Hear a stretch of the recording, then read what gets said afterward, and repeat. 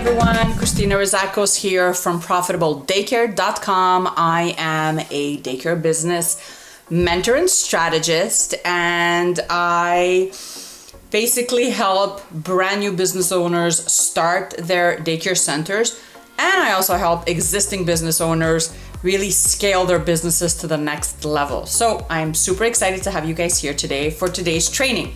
Today we're going to talk about something that is probably going to happen to all of us at one point in our business careers, and that is complaints. How do you deal with complaints that are coming from your customers, the parents of the kids in your center?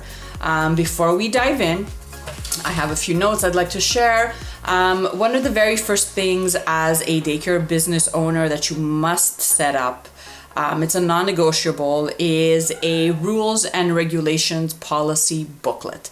So you can name it whatever you want: booklet, handbook, policies, procedures, whatever. It's basically a breakdown of steps, procedures, policies, rules that your center, creates, believes in, and everyone that steps foot in your center must abide by. And the point of all that is really very simple. It just allows your customers to know what's acceptable and what's not acceptable in your center, in your business. So one of the things that I see many business owners forget, they omit this part, is a complaint procedure. Why it's important and steps that need to be taken, what the purpose of it is. Everything has to be detailed in your procedures booklet. So today we're going to focus on this part of your policy booklet, and I'm going to break down the steps. I'm going to break down an example of a procedure, a complaint procedure that I have created for my own business. And hopefully it'll give you some ideas, maybe inspire you to tweak yours or to create one if you don't have one already. Before I begin, I am a daycare business owner. I've owned my daycare center since 2004. I am an early childhood educator by trade, and I've been in the business for over 20 years and absolutely love it. But I've learned a lot of things throughout the years, a lot of things that I could have handled better, a lot of situations that I could have prevented. So now my goal really is, with my YouTube channel, with my website, to really help those that want to go into the daycare business field but are not quite sure how to set things up in their business and how to go about creating all sorts of regulation booklets and all that. So I'm here to help in any way I can.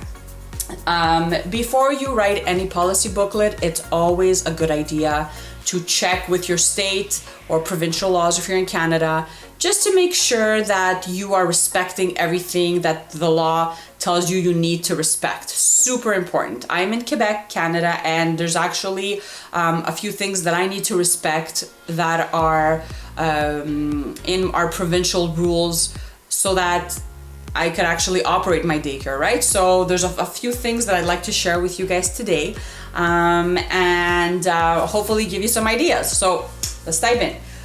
What is the point of a complaint procedures? It's very simple, okay? Number one, you're running a daycare center. There's little kids all over the place. You have your staff, you have other parents. The last thing you need, if someone is unsatisfied with something, that you hear them say something in the hallway, or maybe to another parent in the locker area, or even worse, to one of your staff members, you need to make sure that you have this section in your booklet so that things can run smoothly and professionally at all times. So the purpose, it explains how customers can make a formal complaint. It identifies the steps that you will take as the business owner, the director of your center, addressing the problem and resolving the complaint itself. It indicates some of the solutions that you found to resolve the problem, so the customer is going to be aware of all of that. And it also shows your clients that you're committed to continuous improvement and that those lines of communication are open. Very, very important, especially when you're dealing with young kids, right? So what you need to write in your procedures when it comes to complaints. Number one thing you have to think about is who can actually make a complaint towards your business, towards your daycare? Is it only the caretakers, meaning the mom and dad, or maybe if a babysitter drops them off, 3 times a week, can they make a complaint? Maybe if the child gets dropped off by a grandparent, are they allowed to make a complaint? Just to make sure, right, in step number 1, who is allowed to make a complaint? Number 2 is, how is a complaint accepted? Like, how do you accept a complaint? Is it enough for someone to come in the office and verbally address something to you? Do you always want everything in writing? Maybe an email? So make it clear that, number 1, who can make the complaint, and number 2, how you, in what format you want the complaint, dropped off in your office. Number 3, if you're not there. So there's cases where, you're not always going to be in your center, right? The office might be empty for a few hours during the day, in the morning or in the afternoon, or maybe you're away for a week. Make sure that in your procedures booklet, you have assigned someone in your staff that is assigned to in receiving the complaints from the parents, and then they know what to do after that. So that's step number 3. Assign one of your staff members to receive the complaint from the customer.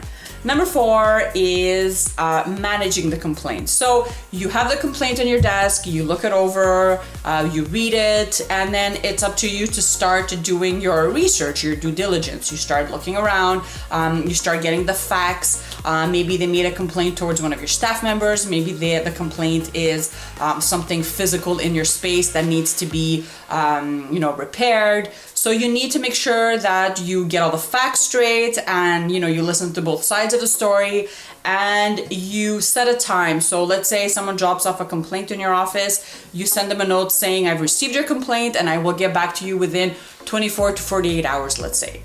And then step 5 is discuss with your customer the steps that you are going to take, or the steps that you already took to resolve the complaint. Very, very important. And I would do this in writing.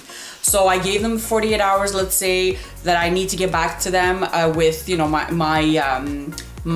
results, my resolution.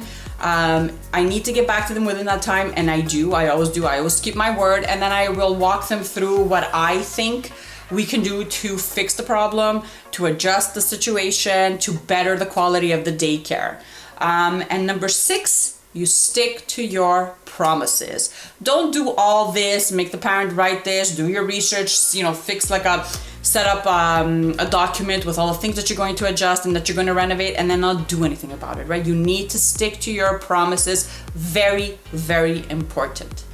And once you've done all this and the situation has been resolved, maybe 2 weeks after the original complaint was made, I would follow up with my customer and ask them how, what their thoughts were, how the complaint was dealt. Are they happy? Are they not happy?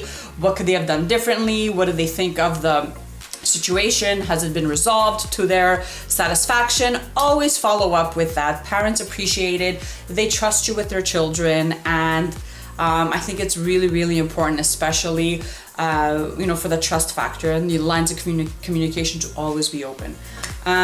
Some key points that I wanted to address is when you're handling complaints, I think it's very important that you act quickly in order to prevent things from escalating. Especially if it's an uncomfortable complaint, like let's say they have a complaint towards one of your staff and they don't really trust them with their child, or something, very delicate like that. Things can escalate really, really quickly, and that's the last thing we want in a daycare center. So make sure you take every complaint that comes in your office seriously and that you act quickly. Be diplomatic and get both sides of the story. Do all your research, don't cut corners, and just get all the facts straight. Always write everything down. I do this with everything, and always keep everything tidy in a file reserved only for complaints. Make sure that all your staff is on board with your complaint procedure. This is really important also. It's very important that all your staff is on the same page. Everyone is aware of the procedure booklet and knows exactly that if there's a complaint to be made, they know exactly the steps that the parents need to follow. And this is very important because you want all your staff to be on the same page just in case a parent comes in and acts in an inappropriate way. Your staff will know immediately how to deal with it. They will refer them back to their procedure booklet and show them the section for your complaint and how you deal with complaints. So it's really, really important. I have created a cheat sheet of the steps that we discussed right now. So if you want to get a copy, I invite you to go to my website, www.profitabledaycare.com/complaints. And I wrote everything down, so you can basically just download everything and have it for yourself, for your files. Maybe you need to better your systems, maybe you need to adjust things. So that was it. That's how I deal with complaints. I never used to do this at the beginning when I was first starting out. Very important to have a complaint procedure section in your policy book. I cannot mention this enough. I hope this was of value to you. I hope that you learned something new, or that maybe you found different ways to better your existing procedure when it comes to complaints. I invite you to subscribe to our channel and to follow me on social media, Facebook and Instagram. And of course, subscribe to our newsletter. I send out a newsletter every single Thursday. So it's www.profitabledaycare.com. See you later.